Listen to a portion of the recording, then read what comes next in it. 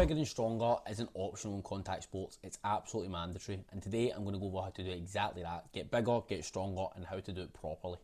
Welcome to a 6-part mini-series on my channel about all things S&C and improving your athleticism for contact sport athletes. This series is going to cover strength, size, power, speed, the most common non-catastrophic injuries in contact sports, and structuring your training week.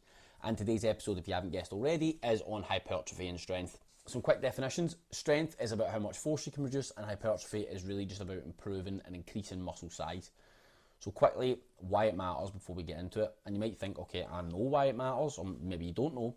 But once I explain exactly why it matters, you're really going to understand just how much it matters, because I think today in Instagram and on YouTube and stuff, it's become quite popular to say that strength and size doesn't matter for sports.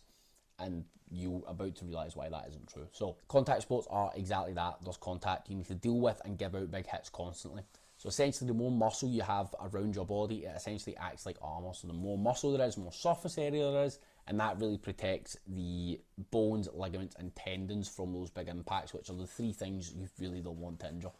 More muscle tissue essentially increases your capacity to improve your strength, and more total muscle mass, or more total mass, increases your momentum when you're going into tackles and collisions and stuff, and that really improves your chances of winning that. So if you take two pickup trucks, they go to each other at the same speed, they're probably both going to come out with similar damage, versus if you take a lorry and a pickup truck, they're both going at the same speed. It's a long day for the pickup truck. So that's why improving your muscle mass is so important for collisions.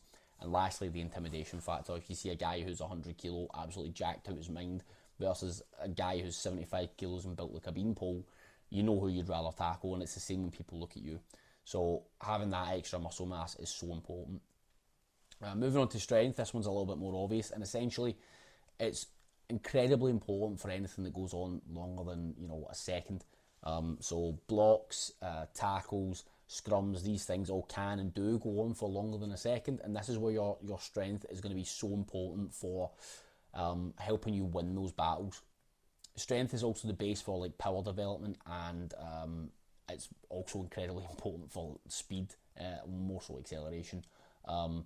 And improving your strength also improves your ability to improve those qualities, if that makes sense. So having higher strength is going to be beneficial for improving your power, and also beneficial for improving your acceleration. And that's why it's important not just for positions that have lots of contact. That's why it is important for quarterbacks, for receivers, because it is not just the strength benefits, there's also the residual benefits that it gives to your other qualities.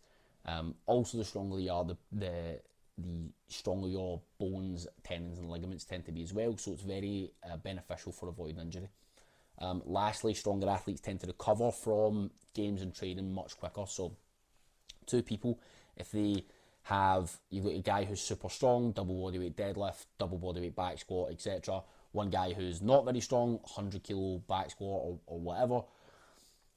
If they both go out and play the same game, the guy with a 100 kilo back squat is much closer to his ceiling of strength and his ceiling of output the whole game, versus the really strong guy. He's probably much further away from his capacity, or his ceiling, sorry.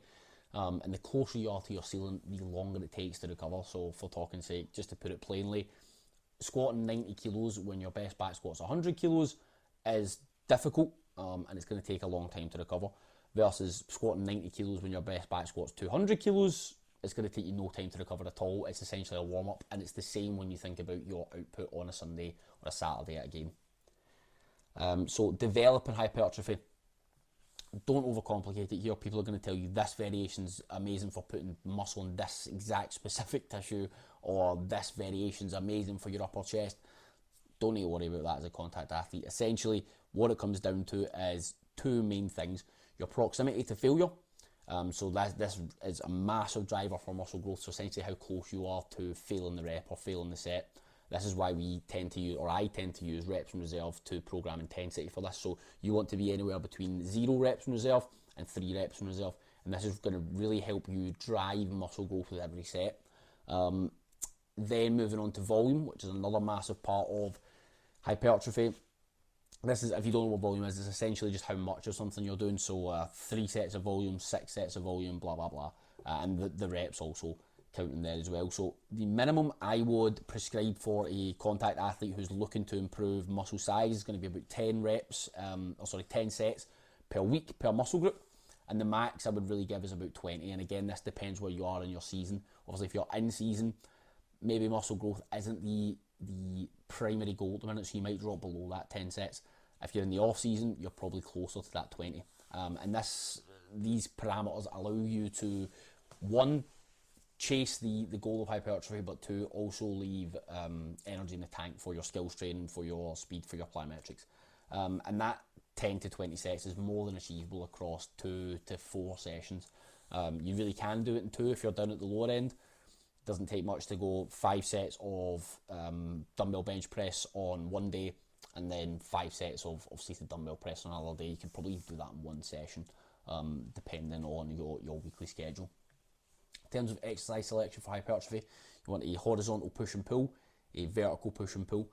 So examples of this are horizontal push and pull is going to be a row and a bench press, and then a vertical is going to be anything from over your head. So that would be like a pull down or a chin up and an overhead press. You want to aim for a large range of motion because this is probably good for hypertrophy, but it's definitely good for mobility, which allows you to kind of kill 2 birds with 1 stone, which is really beneficial for contact athletes because you're usually pretty time poor when it comes to getting your S&C done. It also hits more muscles per movement, which again kills 2 birds with 1 stone. I would then add in isolation work on top of this, so curls, tricep extension, lateral raises, reverse flies, face pulls, anything that kind of works like 1 to 2 muscles.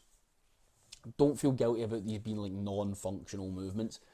We want to pick the best tool for the job, and the job is improving size, and these are more than viable options for it.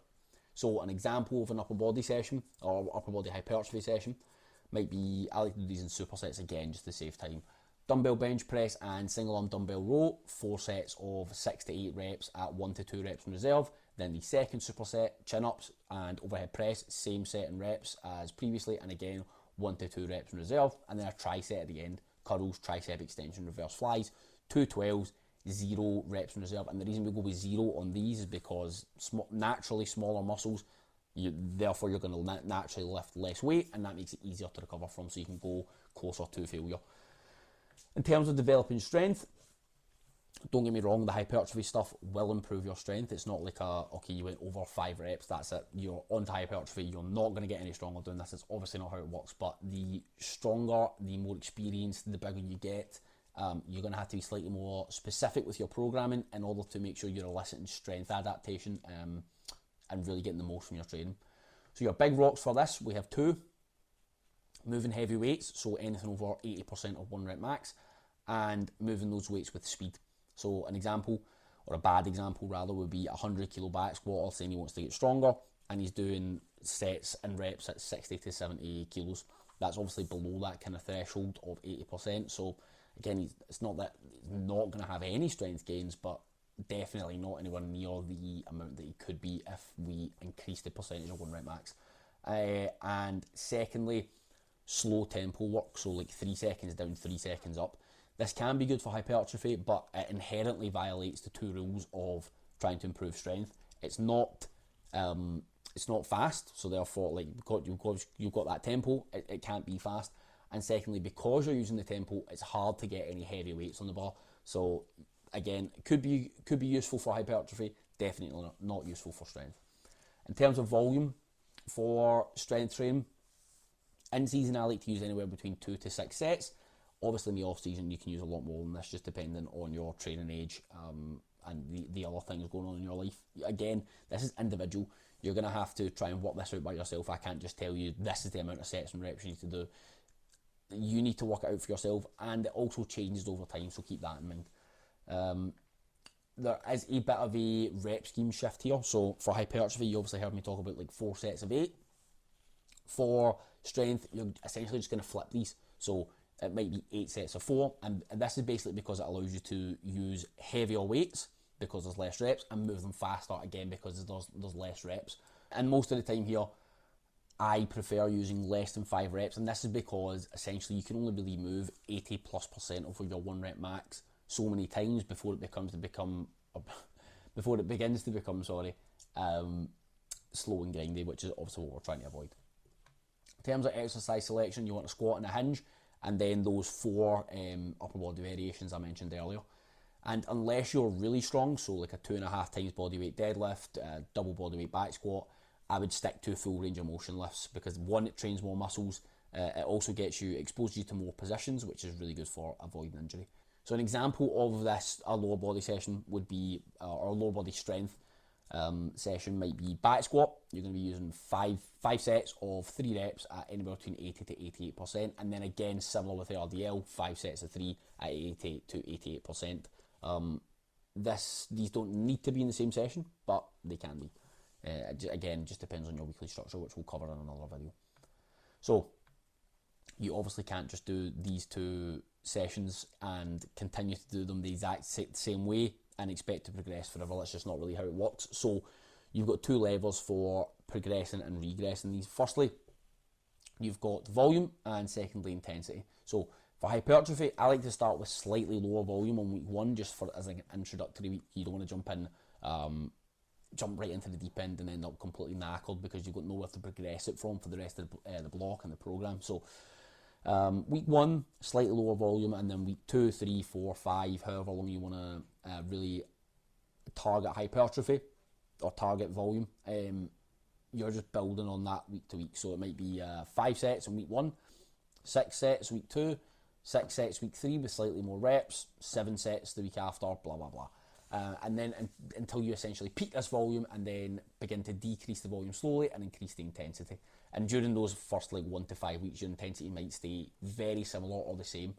And then there should be an example somewhere on the screen of this. And then your strength progression is going to be similar, but there is going to be a bit more of a fluctuation in volume and intensity, just to allow you to recover more. So if we start week 1 at, again, we'll say an introductory week of 75%, not necessarily targeting strength, but it just allows us to progress further as we go into the program.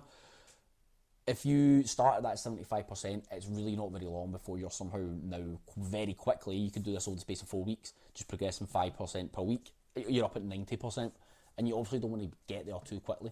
So your volume and intensity might fluctuate in order to allow you to recover, and in order to allow you to, towards the end of the program, really push you. But you built that base.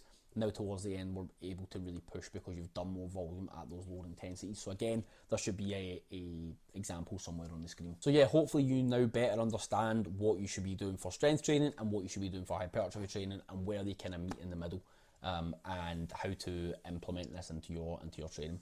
Of course, this is just one piece of the puzzle. The rest of the series is going to cover speed, power, injury reduction for the most kind of common injuries in contact sports, and your weekly training structure.